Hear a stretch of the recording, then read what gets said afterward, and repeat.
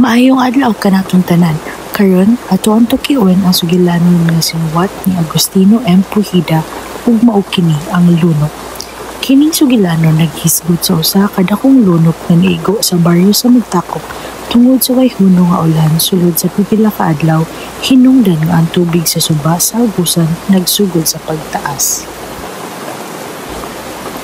Ang istorya nagsugod sa siyang kaadlaw nga walay hunong nga ulan nga may resulta sa pagbaha sa suba sa Agusan. Wala nagpakabana ang mga tawo kay nagtuo sila nga mohunong ra ang uwan. Apan paglabay sa napulo og duha ka adlaw, nagsugod na og pagbakwit ang pipila ka mga tawo tungod sa pahimagno sa radyo bahin sa umaabot nga dakong baha. Ang usa ka mahuna-hunaong tenyente sa barangay sa Magtakop nagpabandilyo dayon aron awhagon ang mga tawo sa pagbakwit sa mas taas nga dapit. Si Lucas, usa ka konsehal sa barangay Magtakop, maoy nagbandilyo. Sa iyang paglibot, iyang gisinggit ang pahimagno bahin sa dili kalikayan nga lunok. Apan si Simon, usa ka molupyo, nagminal dito ug nag-ingon nga si Lucas kuno ang naydala sa ulan ug baha. Wala kini panumbalingan ni Lucas ug mipadayon sa pagpahibalo. Si Simon ug ang iyang pamilya nga masaligon sa ilang lig-on nga balay naglangan sa ilang pagbiya. Nitaas na og pag-ayo ang paglunop sa baha. Sa dihang ang tubig musulod na sa balay nilang Simon ug Terya, misulay sila sa pag-ikyas apan nawala na ang makina sa ilang barot. Sa kasamtangan, si Lucas ug ang iyang pamilya kauban sa ubang lumulupyo nagpahulay sa mas mataas nga dapit. Sila naluwas na ngadto sa mas taas nga dapit apan naghunahuna gihapon si Lucas kang Simon.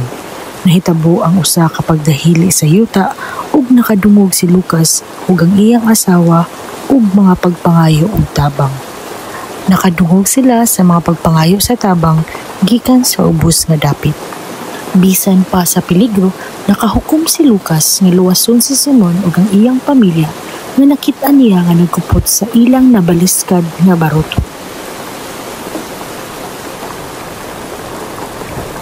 Sa baryo sa Magtakop, siyang nakaadlaw walay punong pagbulok ang ulan. Hinungdan nga magkusog ang tubig sa suba sa Agusan. Bisan pa sa kahimtang, ang mga tawo wala lamang magpakabana kay nituo sila nga mahunong ra ang ulan ug dili makapadayon pagtulo ang baha. Apan sa pagkadugay, pag-abot sa napulo og duha ka adlaw, wala gihapon miungdan ang ulan ug ang uban nga mga tawo misugod nagpahawa human makadungog sa sidya sa radyo nga kinahanglan ng mulikay at tanan paingon sa taas-taas nga lugar tungod sa umaabot nga pakulunod. Si Lucas, isa ka konsehal sa baryo, gisugo sa tenyente sa pagpabandilyo. Naglibot siya sa baryo ug nag-awhag.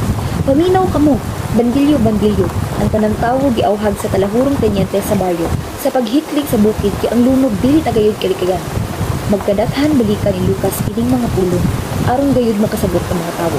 Apan si Simon, usa ka silingan, gisumay-sumay lang o gibinuangan si Lucas. Ingon siya, "Hoy Lucas, ayo pagbanha diha. Ikaw ang nagdala sa ulan ug baha. Kamo lang ang bakwit. Mabuang kamo. Bantilyo, bantilyo, lunok, lunok. Ayaw ka mo pagtuo sa bantilyo ni anang kuwanggol kay siya nagdala sa lunok ug uwan. Buang ka ng tawhana si Lucas." Ang panagbangi ni Lucas o Simon, dugay nang nagbungol gumikan sa piliay sa pagkakonsehal sa baryo na nakadaog si Lucas. Wala pa nakamove-on si Simon ug nayugot pag-ayo. Apil na ang ilang mga asawa ug anak sa ilang kasupuay. Bisan jutay nga lalis sa mga bata, nahimong dako nga away kay isiglaban sila sa ilang pamilya. Usa ka higayon, hapit magbuno si Lucas ug Simon tungod kay ang ikaduhang bata nila ni Lucas giayo-ayo og bukbok sa kamagulangan nga anak nila ni Simon ug Terya.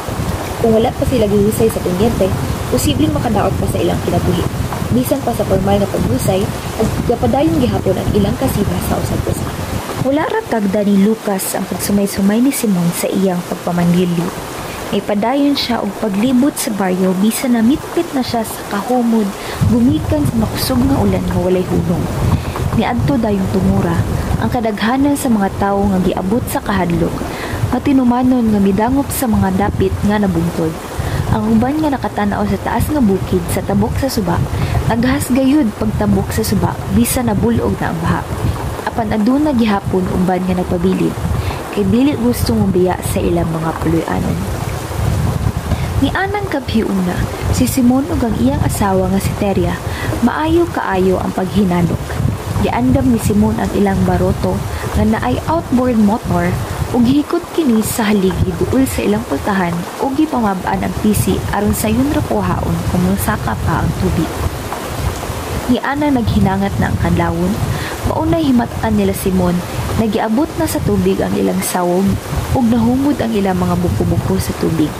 Namaspas sila pagbangon duyog sa hilak sa kabataan nga tulo kabuok nga nahigmata tungod sa singgit ni Teria. Si Simon nagkabuang kung unsa ang angin niyang buhaton. Hapit na wala gani siya mahinultol kung hain ang ilang pultahan. Dali amon ang atong baruto, mamahawa kita dinhi.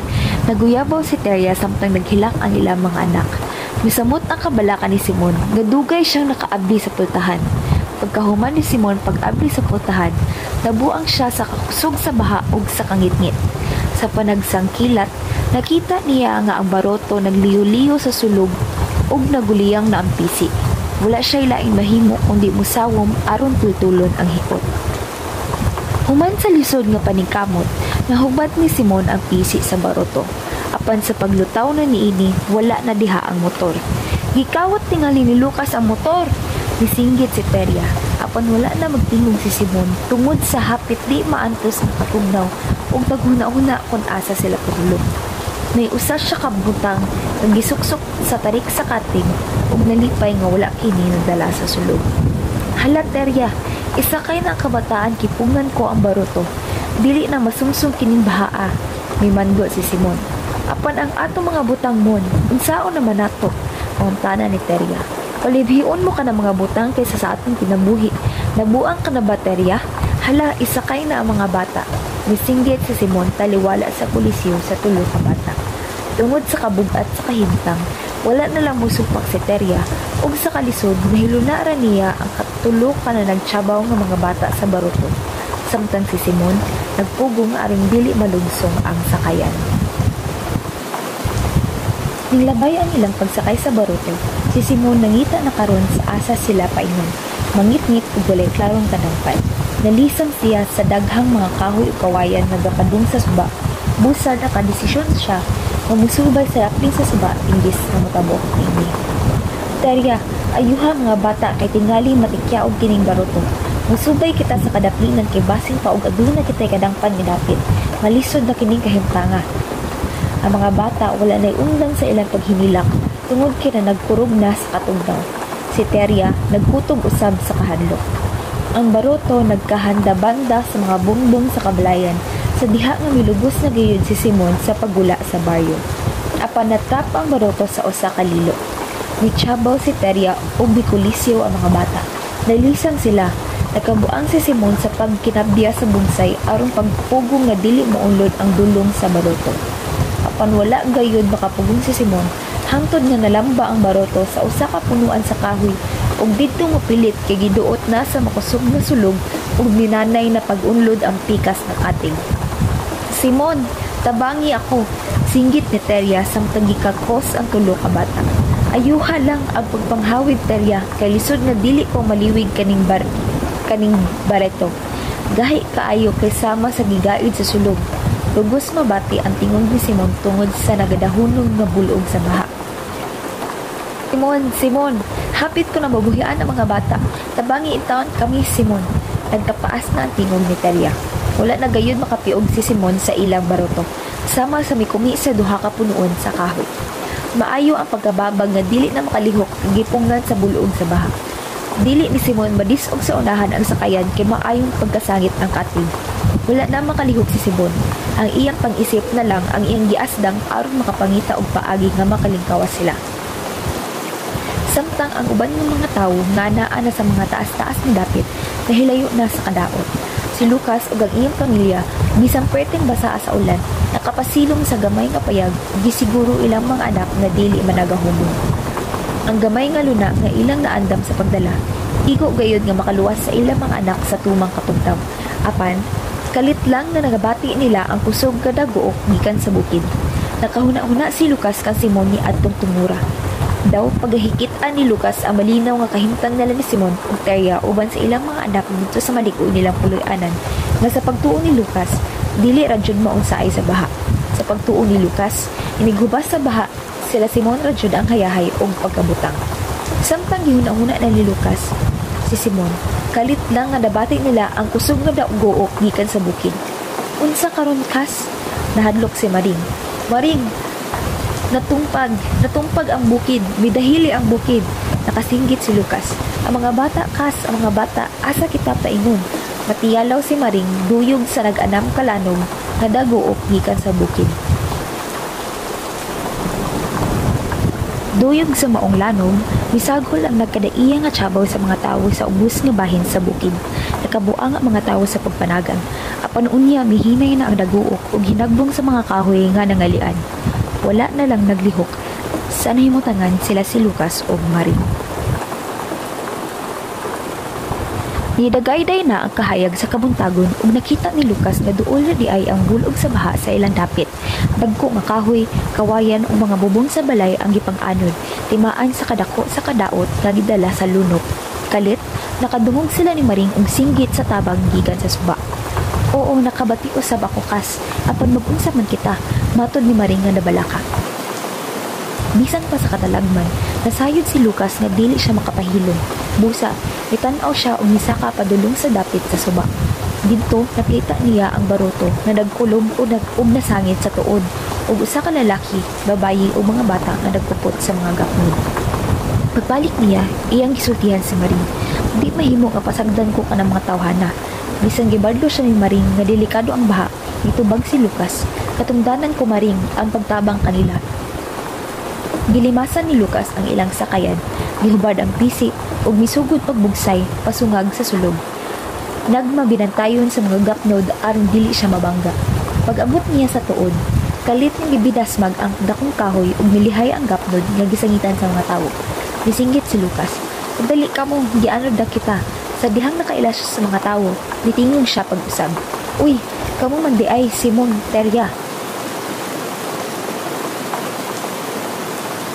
Tungod sa kakapoy ug katugnaw, si Simon ug Terya dili na kaayo kalihok. Busa, giunan ni Lucas ang tulo ka bata nga iyang gisakay sa baroto. Gisundan ni Simon ug Terya nga iyang gitabangan pa.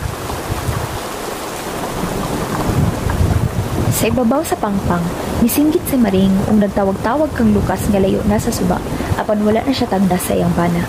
Si Lucas nagpadayon sa pagbugsay sa pananing kamot nga dili sila ianod sa sulog. Luya na kaayo ang iyang mga lawas ug wala ni tingog sila Simon ug Terya sama sa mga manok nga nagdungoy.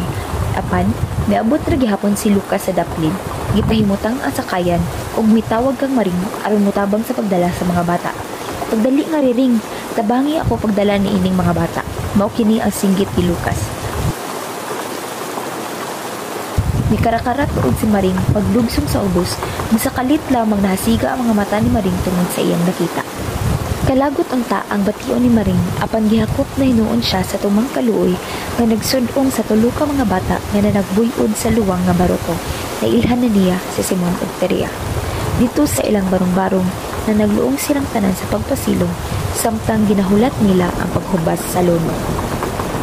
Ang tono sa istorya kay seryoso, puno sa tensyon ug emosyonal. Sa pagtuyok sa kasinitian sa mga karakter, taliwala sa dakong kalamidad, misaka usab ang kahadlok ug kabalaka nga ilang gibati. Nagkadugay, nagkadramatiko ang dagan sa istorya tungod sa grabing epekto sa baha o pag-ulan sa ilang baryo. Makatandog sa kasing-kasing ang pagabuutan ni Lucas nga bisan tuod nakabuot na niya ang luwas nga lugar, mibalik gihapon siya aron motabang sa uban nga nanginahanglan. Gipakita niya ang tinuod nga espiritu sa pag-alagad. Usa ka leader nga wala magtan-aw sa personal nga kalisod o panagbangi. Bisan pa og gihimo siyang kataw-anan ni Simon ug kontra niya kini sa politika. Wala niya kining gipasagdan. Gipili gihapon ni Lucas nga luwason sila. Ilabi na ang mga bata ug pinaagi niini. Mas napalawom ang emosyonal nga epekto sa istorya. Usa ka pamalandong sa pagkamatawhanon, sakripisyo ug paglaom taliwala sa katalagman. Ang tema sa istorya kay kini: panaghiusa ug pamilya, pagpakabana ug responsibilidad. Panaghiusa ug pamilya. Gipadayag sa istorya ang dakong bili sa pamilya ug panaghiusa sa komunidad, labi na sa panahon sa katalagman. Gitudlo niini nga sa mga kalisod ang pagtinabangay, pagpasaylo ug pagsalikway sa garbo ug kasuko maoyawi aron makalahutay ug maluwas ang tanan. Sa dihang moabot ang kasakit o trahedya, ang paghiusa sa matag panimalay ug komunidad usa ka lig-on nga puwersa batok sa katalagman. Pagpakabana. Gipakita usab sa istorya ang kahinungdanon sa pagpakabana sa isig ka tawo.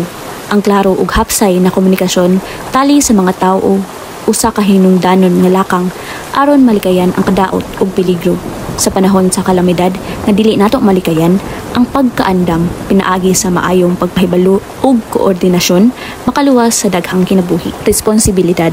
Si Lucas nagpakita sa tinuod nga panagway sa usa ka leader nga nagserbisyo alang sa katawhan, dili alang sa personal nga interes bisan sa kahimtang nga lisod ug puno sa risko. Iyang gihimo ang iyang responsibilidad sa pagpahibalo sa katawhan ug sa pagluwas sa mga nanginahanglan. Ang iyang aksyon nagpamatuod sa usa ka leader nga responsable, mapinanggaon ug andam mo sakripisyo alang sa kaluwasan sa uban. Setting. Ang istorya nahitabo sa baryo sa Magtakop na duol sa Suba sa Agusan. Napalibot ang istorya sa walay undang nga pag-ulan na miabot na ug napulo og 2 ka adlaw. Ang mga kasinatian sa mga karakter nahitabo diha sa baryo, sa ilang tagsa-tagsa ka panimalay, sa Suba ug sa kabukiran. Sa dihang miabot ang kusog nga ulan ug baha nga mitabok na sa ilang baryo. Napugos silang mangita og luwas nga dapit sa kabukiran na mas taas, layo sa katalagman. Ang mga karakter sa istorya kay sila ni Lucas, Simon, Maring, Teria ug mga anak ni Simon ug Teria. Si Lucas kay usa ka konsehal nga mas gipakita isip tinuod nga public servant, dili lang ordinaryong politiko. Sa taliwala sa katalagman, padayon siyang nagluwas sa mga tawo bisan pa sa kakuyaw. Iyang gipakita ang tinuod nga pagpanabot o pagmahal sa mga katawhan, bisan pa gihimong katawanan siya ni Simon. Si Simon kay silingan ni Lucas ug kaatbang sa politika. Gidala paghihapon niya ang kasakit sa kapildihan sa eleksyon ug gibasol niya si Lucas niini. Sa dagan sa istorya, makita ang iyang kasina ug magpag-insultuhanong sinultian apan napadayag gihapon ang iyang pagkamaamahan. Ang iyang determinasyon nga maluwas ang iyang pamilya gikan sa baha. Si Maring kay asawa ni Lucas nga mihulagway sa usa ka babayi nga puno sa kahadlok apan lig-on nga suporta sa iyang bana. Bisan sa kabalaka sa peligro nga gisudlan ni Lucas, nagpabilin siya nga masadigan ug mapasayloon. Si Teria kay ang asawa ni Simon nga nagpakita og gamhanang kinahan. Wala niya gibiyaan ang iyang mga anak sa tunga sa baha, sa tabang sa bangka. Gibuhi niya ang iyang papel, isip haligi sa pamilya. Mga anak ni Simon ug Teria. Sila ang simbolo sa paglaom ug pagpaningkamot sa tanang pamilya nga natubang sa kalisod. Ang ilang presensya nagpahinumdum sa sakripisyo ug pagpaningkamot sa mga ginikanan alang sa kaluwasan ug padayong pagpakabuhi. Panagbangi. Ang sentro sa panagbangi makita sa gilayan sa relasyon ni Lucas ug Simon nagimugna sa politikal nga kasina ug kompetensya. Ang ilang panagbangi sa politika midungag sa ilang personal nga kinabuhi nga nakaapekto sa ilang mga pamilya ug ang ilang interaksyon sa komunidad. Apil usab sa panagbangi ang paagi sa ilang pag-atubang sa kalamidad, labi na sa hulga sa baha ug landslide. Point of view. Ang istorya gisaysay gamit ang ikatulo nga persona, diin ang narrator adunay kahibalo sa sulod nga pagbati ug huna-huna sa mga karakter. Pinaagi niini mas dali natong masabtan ang ilang mga emosyon, motibo ug mga desisyon sa tibuok dagan sa istorya. Sa katapusan, ang istorya sa Magtakop usa ka pamalandong sa importansya sa pagtinabangay, sakripisyo ug tinuod nga serbisyo sa isig ka tawo. Dili kini lang istorya sa kalamidad, kini usa ka istorya sa paglaom, pamilya ug pagkahiusa. Kini ang lunop ni Agustino M. Pujida.